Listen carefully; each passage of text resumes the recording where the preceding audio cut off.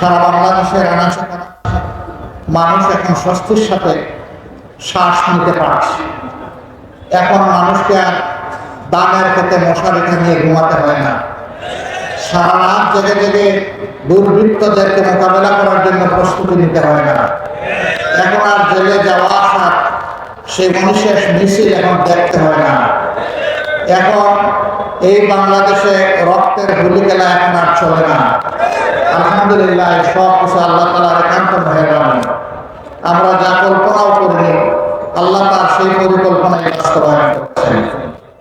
আল্লাহ রাব্বুল আলামিনের দরবারে শুকরিয়া আদায় করার পাশাপাশি আমার জনগণ, প্রবাসে অবস্থানরত আমাদের দেশের সম্মানিত সন্তানগণ যারা আছেন, তাদের সকলের প্রতি আমরা কৃতজ্ঞতা জানাচ্ছি। 2006 সালের 28 অক্টোবর লগি বইটার তাণ্ডব দিয়ে মানুষ খুন করে আওয়ামী লীগ জানান দিয়েছিল তারা ভবিষ্যতে ক্ষমতায় গেলে এরকমই মানুষ খুন করবে। সেই দিন বাংলাদেশ পথ হারিয়েছিল। দীর্ঘ 17.5 বছর আর পথে উঠতে পারেনি। অবশেষে আল্লাহ তাআলার একান্ত মেহেরবানিতে 24-এর 5ই আগস্ট বাংলাদেশ আবার তার পথ ফিরে পেয়েছে। কিন্তু এই দীর্ঘ পথ পরিক্রমায় অসংখ্য বনি আদমকে রক্ত দিতে হয়েছে, জীবন দিতে হয়েছে। আমাদের মাতার তাজ শীর্ষ 11 জন কেন্দ্রীয় দায়িত্বশীলকে তারা খুন করেছে। কাউকে দিয়েছে ফাঁসি, আর কাউকে জেলের ভিতরে তারা মৃত্যুর দিকে ফেলে দিয়েছে। একজন কেবল আমাদের মধ্যে এখনো বেঁচে আছেন, কষ্ট, যন্ত্রণা, দুঃখ, ব্যথা নিয়ে। তিনি হচ্ছেন আমাদের প্রিয় সম্মানিত ভাই, তৎকালীন ভারপ্রাপ্ত সেক্রেটারি জেনারেল জনাব এটিএম আজহারুল ইসলাম। আমাদের বিশ্বাস ছিল আল্লাহ তার এই বান্দাকে বাঁচিয়ে রেখেছেন বাংলাদেশকে ভালো কিছু দেখানোর জন্য, নতুন কিছু দেখানোর জন্য। আমরা সেই নতুন এবং ভালো কিছু দেখার প্রস্তুতি নিয়েছি এবং আদালতের ন্যূনতম বিচার পেলে তিনি নির্দোষ প্রমাণিত হয়ে আপনাদের বুকে ফিরে আসবেন ইনশাআল্লাহ। আমরা আশা করছি অতি তাড়াতাড়ি তিনি ফিরে আসবেন। মহান রবের দরবারে দোয়া করে আল্লাহ তাকে তাইয়িব হায়াত দান করুন। আল্লাহ রাব্বুল আলামিন তাকে সুস্থতার সাথে রাখুন। একটি নাদুস নদুস সুস্থ মানুষ, আজকে তিনি শুকনো হয়ে 3 ভাগের 1 ভাগ হয়ে গিয়েছে। তারপর এতটাই মানসিক এবং শারীরিক জুলুম করা হয়েছে। 2 মাস 10 দিন একই জেলে ছিলাম, কিন্তু জেলে থাকা অবস্থায় তার মুখখানি আমাকে দেখতে দেওয়া হয়নি। পাশা নির্দয় আচরণ করা হচ্ছে। এখন হয়তো বা কিছুটা সেই পাশা নির্দয় আচরণ বন্ধ থেকেছে, কিন্তু তারপরেও তিনি জেলের অন্ধকার প্রকোষ্ঠে আছে।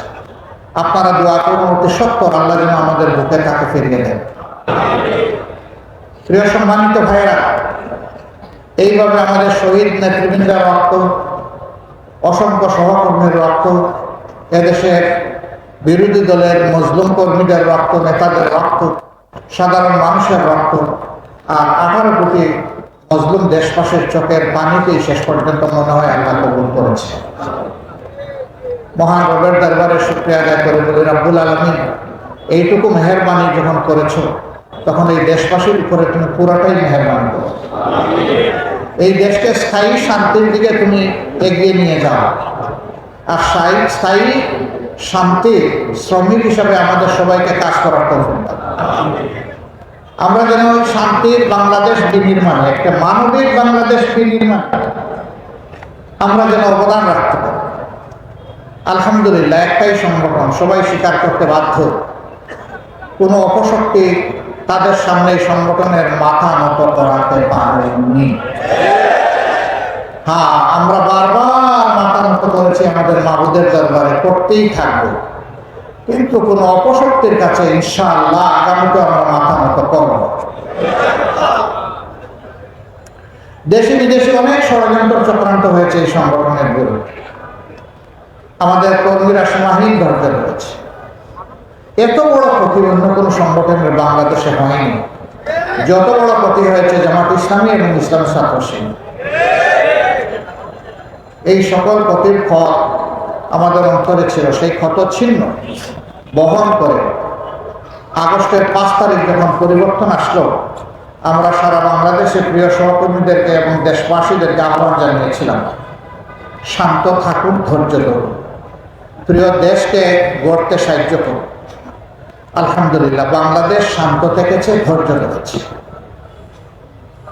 আওয়ামী লীগের সাধারণ সম্পাদক তৎকালীন মন্ত্রী ওবায়দুল কাদের সাহেব বলেছিলেন, একবার নয় বারবার, তার দলীয় কর্মীদেরকে ভয় দেখে আরো পাষাণ হওয়ার জন্য উস্কানি দিতে গিয়ে বলেছে, তোমরা যদি ক্ষমতা থেকে চলে যাও তাহলে ক্ষমতা হারানোর 2 দিনের মাথায় তোমাদের 5 লক্ষ লোককে ওরা খুন করবে।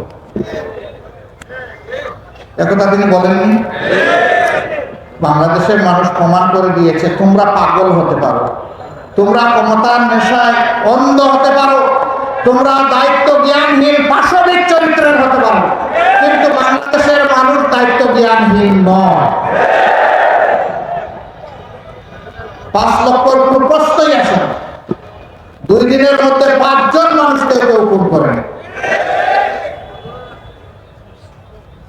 জনগণের এই ধৈর্য, মানুষের প্রতি এই দায়বোধ, দেশের প্রতি এই ভালোবাসা একটা মহলের এখন সহ্য হচ্ছে না। তারা চেয়েছিল রক্তের পদ্মা, গঙ্গা, যমুনা, সুরমা বয়ে যাক, তাহলে তাদের রাজনীতি আবার জমে উঠবে দেশে বিদেশে। এটা না হওয়ার কারণে এখন তারা অশান্তিতে আছে, এখন তড়পাচ্ছে, দেশের বিরুদ্ধে মিথ্যা প্রপাগান্ডা করছে, দেশ থেকে করছে, বিদেশ থেকে করছে। দেশের মর্যাদা পূর্ণ করার জন্য মিথ্যা গল্প সাজিয়ে বিদেশি বন্ধুদেরকে তারা বিভ্রান্ত করার চেষ্টা করছে। অবশ্য পদে পদে তাদের সমস্ত ষড়যন্ত্র শয়তানি ঘরে পড়ে গেছে। মানুষ এখন ঘুমে নয়, সজাগ। আর এই জাতি বিশেষভাবে এখন সজাগ। তারা এই ইতিবাচক পরিবর্তনকে, অভ্যুত্থানকে ব্যর্থ করে দেওয়ার জন্য দফায় দফায় অনেক কাণ্ড ঘটিয়েছে। তারা জুডিশিয়াল কু করতে চেয়েছিল, আল্লাহ ব্যর্থ করে দিয়েছে। তারা আনসার কাণ্ড ঘটিয়ে কু করতে ছিল, আল্লাহ ব্যর্থ করে দিয়েছে। তারা চাকরি কাণ্ড নিয়ে কু করতেছিল, আল্লাহ ওগুলোও ব্যর্থ করে দিয়েছে। এরপরে তারা ইস্কন কাণ্ড নিয়ে নামলো, আল্লাহ ওইটাও ব্যর্থ করে দিয়েছে। শেষমেশ ইস্কনের লোকেরা নির্দয় ভাবে একজন আইনজীবীকে খুন করলো প্রকাশ্য দিবালোকে, ত্রিফলা দিয়ে কুপিয়ে কুপিয়ে। এতটাই তার চেহারা বিকৃত করে দেওয়া হয়েছিল, তার পরিবারের কাউকে তার ইন্তেকালের পর তার চেহারা দেখতে দেওয়া হয়নি, কারণ এই চেহারা দেখে তারা স্থির থাকতে পারবেন না, কষ্টে তারা ভেঙে পড়বেন, এমনকি এর চাইতে বড় কোনো অ্যাক্সিডেন্ট কার হয়ে যেতে পারে। এই জন্য তার বাবাকে পর্যন্ত তার চেহারাটা দেখতে দেওয়া হয়নি। কত নির্মমভাবে তাকে খুন করা হয়েছে। এই খুন করে মূলত এদেশের দেশপ্রেমিক মানুষ, বিশেষ করে মুসলমানদেরকে উস্কানি দেওয়া হয়েছিল, তোমরাও কিছু করো। আমরা তখন সাথে সাথেই তাদেরকে অনুরোধ করেছিলাম, শান্ত থাকুন এবং মাঠ নিজেদের নিয়ন্ত্রণে রাখুন। আলহামদুলিল্লাহ, দুটাই হয়েছে। তারা শান্তও থেকেছেন, মাঠও নিয়ন্ত্রণে রেখেছে। ওরা এখন গর্তে ঢুকেছে খুনিরা, কিন্তু তাদেরকে বিদেশ থেকে বাতাস দেওয়া হচ্ছে। আমরা ধন্যবাদ জানাই এই দেশের বিশেষ করে হিন্দু ধর্মাবলম্বী ভাইদের। তারা তাদের বিবেকের জায়গা থেকে প্রতিবাদ করে বলছেন, আমরা শান্তিতে আছি, তোমরা আমাদের শান্তির উপর আঘাত দিও না, আমাদেরকে শান্তিতে থাকতে দাও। ভারতকে তারা বলেছে, আমাদেরকে দিয়ে আর খেলো না, বহু খেলা তোমরা খেলেছো, এখন তোমরা শান্ত হও। আমরা এই দেশে ধর্ম বর্ণ নির্বিশেষে ভালো আছি, ভালো থাকতে চাই। আমরা তাদেরকে অভিনন্দন জানাই। এর আগে কোনোদিন তারা এরকম প্রতিবাদ করেননি, এবার তারা করেছেন। তার কারণ হলো তাদেরও আল্লাহ বিবেক দিয়েছেন। তারা দেখেছে 5 তারিখের পরিবর্তনের পর দায়িত্বশীল দেশপ্রেমিক সংগঠন বাংলাদেশ জামাত ইসলামী, ইসলামী শ্রমিক কল্যাণ ফেডারেশন, স্কুল কলেজ মাদ্রাসার শিক্ষক ছাত্ররা, অন্যান্য বিরোধী দলের লোকেরা, তখন যারা বিরোধী দলে ছিলেন, তারা সকলে এসে বিভিন্ন ধরনের যে সমস্ত প্রতিষ্ঠান আছে সেগুলাকে পাহারা দিচ্ছে, তাদেরকে দিয়ে আশ্বাস দিচ্ছে, সাহস যোগাচ্ছে যে আমরা মিলেমিশে সকলেই বাংলাদেশের নাগরিক। আমরা মর্যাদার সাথে, শান্তিপূর্ণভাবে, সৌহার্দ্যের সাথে, সম্প্রীতির সাথে আমরা এখানে বসবাস করব, আপনাদেরকে কোনো চিন্তা করতে হবে না। যখন বাংলাদেশে দায়িত্বশীলতার পরিচয় দিল, তখন একটি উগ্র সংগঠন আবার হিন্দু ধর্মের লোকদেরকে উস্কাটি দিল যে এবারকার দুর্গাপূজা আমরা করব না, এটা আমরা বাদ দেব। কেন করব না? যে এই দেশে আমাদের উপরে আঘাত করা হচ্ছে, আমাদের মা বোনদের ইজ্জত লুণ্ঠন করা হচ্ছে, আমাদেরকে খুন করা হচ্ছে, ঘর বাড়ি পুড়িয়ে দেওয়া হচ্ছে। এবারও দায়িত্বশীল হিন্দু সমাজের লোকেরা তারা জানিয়ে দিলেন তোমাদের এই সমস্ত কথা মিথ্যা এবং আমরা তোমাদের ডাকে সাড়া দেব না। তারা সেপ্টেম্বরের 4 তারিখ ঢাকায় লক্ষ লোকের সমাবেশ করে এইভাবে বিশৃঙ্খলা সৃষ্টি করতে চেয়েছিলেন। ওই ধর্মের ভাইদের দায়িত্বশীলতার কারণে তাদের সেই ষড়যন্ত্র আল্লাহ ব্যর্থ করে দিয়েছে। জাতি জাগ্রত আছে। প্রত্যেকটি ঘটনার পর আমাদের দেশের মানুষ, বিশেষ করে যুব সমাজ জানান দিচ্ছে যে আমরা আমাদের দেশকে ভালোবাসি এবং আমরা দেশের শান্তি শৃঙ্খলা, স্বাধীনতা, সার্বভৌমত্ব রক্ষায় আমরা প্রতিশ্রুতিবদ্ধ, আমরা অক্ষম। আপনারা দেখেছেন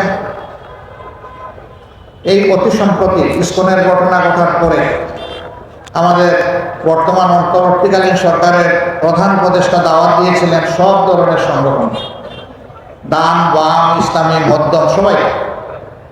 এই বাংলাদেশের 53 বছর চলার জীবনে প্রথমবারের মতো সকল ধরনের রাজনৈতিক নেতৃবৃন্দ একসাথে বসে তারা হাত তুলে অঙ্গীকার করেছেন দেশ এবং জনগণের স্বার্থ রক্ষায়, স্বাধীনতা সার্বভৌমত্ব রক্ষায় আমরা সবাই। আমরা কোনো অপশক্তির কাছে মাথা নত করবো না, আমরা কোনো চোখ রাঙানিকে পরোয়া করব না। এই আওয়াজ, এই মেসেজ দেশের জনগণকে আরো ঐক্যবদ্ধ করেছে, আরো শক্তি জুগিয়েছে এবং বিশ্ববাসীকে বার্তা দিয়েছে যে বাংলাদেশের বিরুদ্ধে ঘরে বাইরে কোনো ষড়যন্ত্র আর সফল হবে না। পরের দিন সকল ধর্মের যারা গুরুত্বপূর্ণ ব্যক্তি, ধর্মীয় অভিভাবকদেরকে নিয়ে আবার প্রধান উপদেষ্টা বসেছে। তারাও হাতে হাত মিলিয়ে আওয়াজ দিয়েছেন এইখানে ধর্ম বর্ণের কোনো কথা নেই, আমরা সকলে মিলে বাংলাদেশ এবং এই বাংলাদেশকে আমরা রক্ষা করব।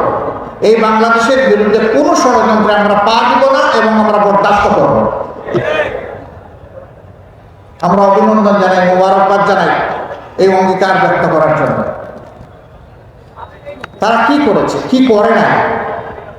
গত 15.5 বছর ক্ষমতায় এসে পিলখানায় 57 জন সেনা অফিসারকে নির্মমভাবে হত্যা করল, তাদের পরিবারের কোনো সদস্যকে হত্যা করল। এরপরে জামাতে ইসলামীকে তারা ধ্বংস করার জন্য নেতৃবৃন্দের মাথার উপরে তলোয়ার চালাল, শত শত নেতাকর্মীকে খুন করল। তখন অবশ্য অন্য কোনো দলের উপরে এই বিপদ আসে না। আমরা সেদিন আমাদের বন্ধুদেরকে বলেছিলাম সবাইকে যে আমাদের উপর যে যুদ্ধ এই সরকার অন্যায় যুদ্ধ শুরু করেছে, আসেন একসাথে আমরা সেই যুদ্ধ মোকাবেলা করি, তাইলে এই যুদ্ধ আর কাউকে আক্রান্ত করবে না। দেশ বাঁচবে, আপনারা বাঁচবেন, আমরাও সবাই বাঁচব।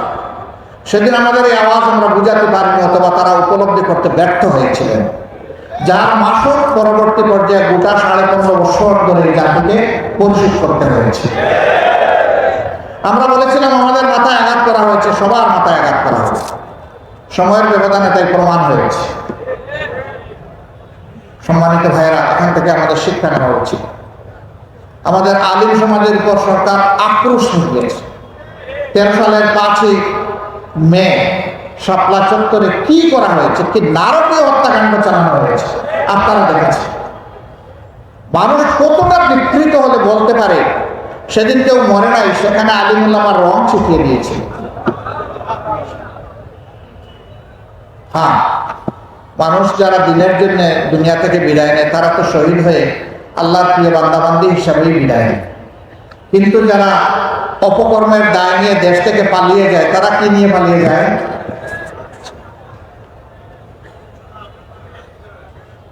একটা মানুষের মৃত্যুর চাইতে এইভাবে অপমানের দায় স্বীকার করে পালিয়ে যাওয়া আরো নিকৃষ্ট।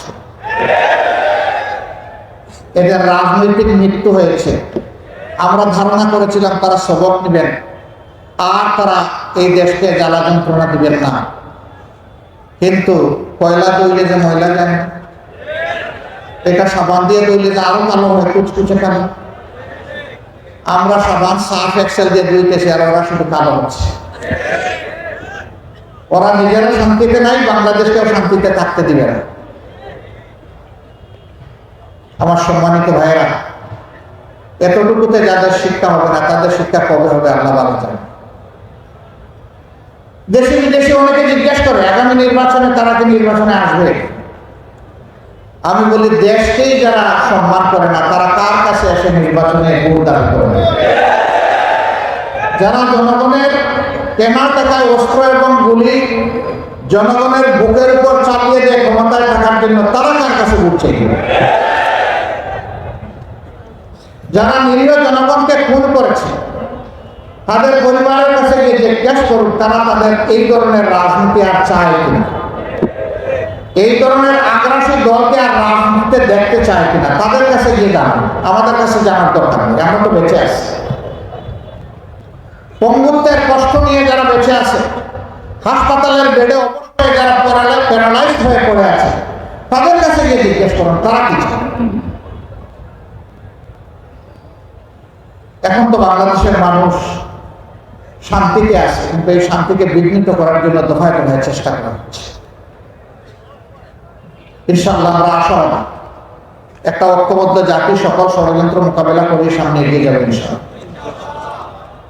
আমরা এমন একটা বাংলাদেশ গড়তে চাই, আমাদের সন্তানদের আশা পূরণের উপযুক্ত বাংলাদেশ। তাদের প্রধান স্লোগান ছিল উই ওয়ান্ট জাস্টিস। আমরা বৈষম্য নয়, বরঞ্চ বৈষম্যহীন ন্যায় বিচারপূর্ণ একটা সমাজ চাই। আমরা তাদেরকে কথা দিচ্ছি, আল্লাহ তাআলার সাহায্য এবং জনগণের ভালোবাসা পেলে আমরা সেই সমাজটি বাংলাদেশ এবং জাতিকে উপহার দেব ইনশাআল্লাহ। আমরা কথা দিচ্ছি, আমাদের হাত দিয়ে কোনো চাঁদাবাজি হবে না এবং কোনো চাঁদাবাজি বরদাস্ত করবো না ইনশাআল্লাহ। আমরা কথা দিচ্ছি, বাংলাদেশের 1 ইঞ্চি মাটির উপর কারো কোনো দখল বাণিজ্য চলবে না এবং চলতে দেব না। আমরা কথা দিচ্ছি, সরকারি আধা সরকারি বেসরকারি অফিসে বসে কেউ ঘুষ খাওয়ার প্রয়োজন অনুভব করবে না এবং দুঃসাহস দেখাবে না।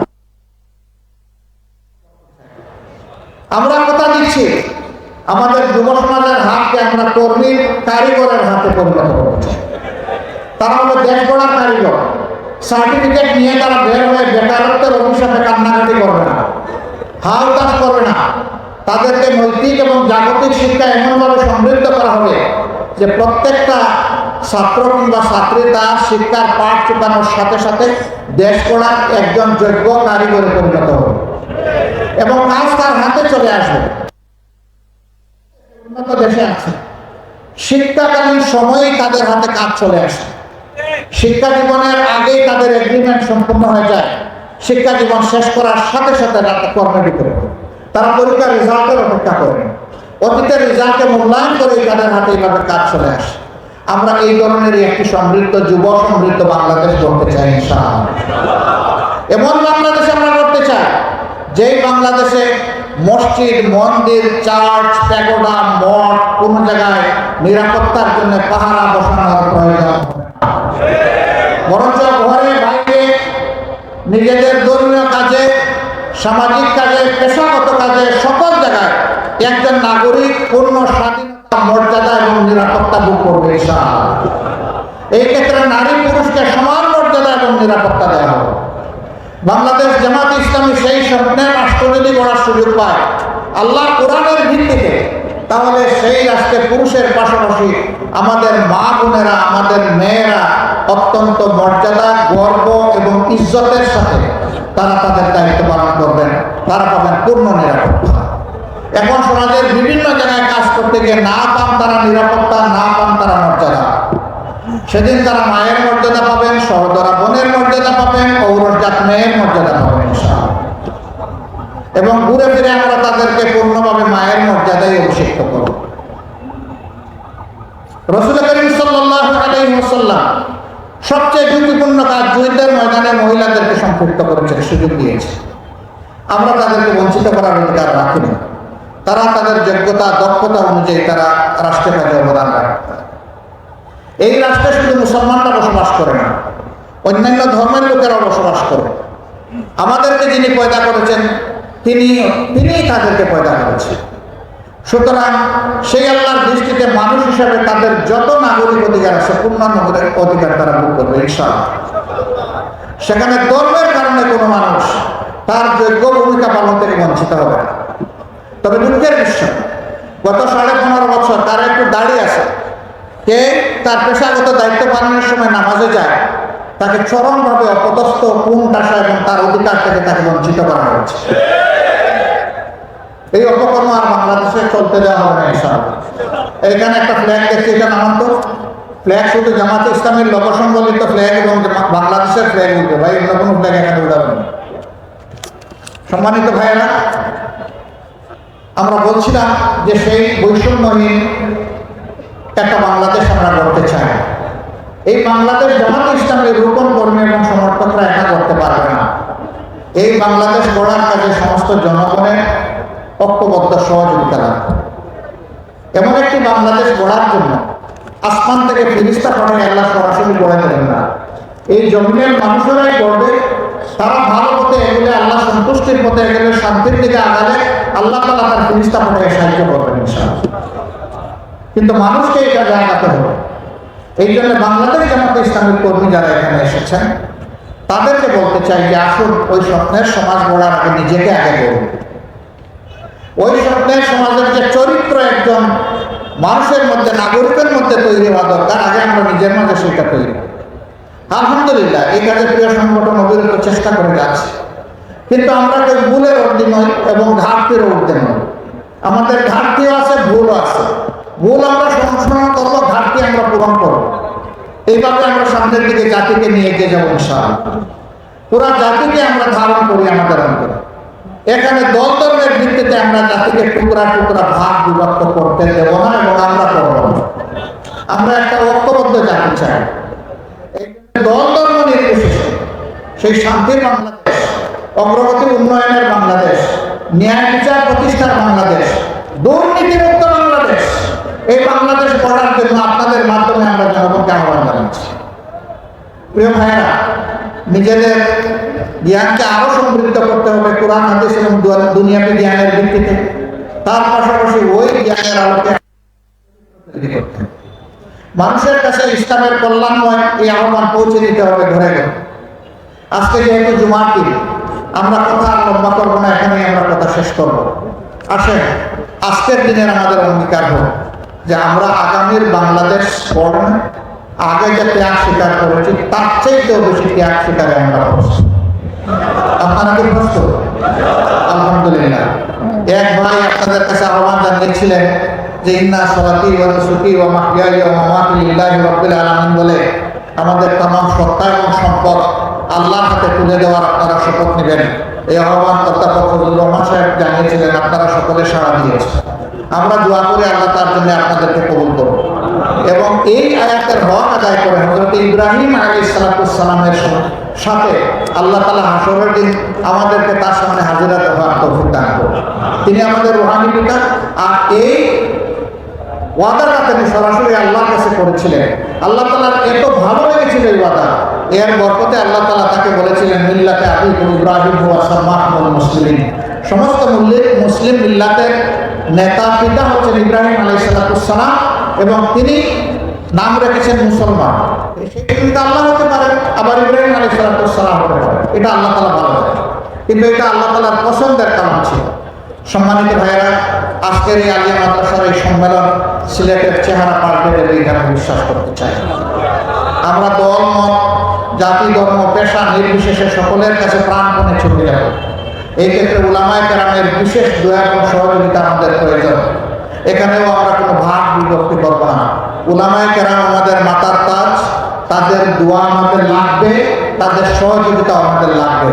তাদেরকে ইজ্জতের সাথে বুকে ধারণ করে আমরা সামনে এগিয়ে যাব। আল্লাহ আমাদের সহায় হন। আসসালামু আলাইকুম ওয়া রাহমাতুল্লাহ। বাংলাদেশ জিন্দাবাদ, বাংলাদেশ জামাতে ইসলামী জিন্দাবাদ।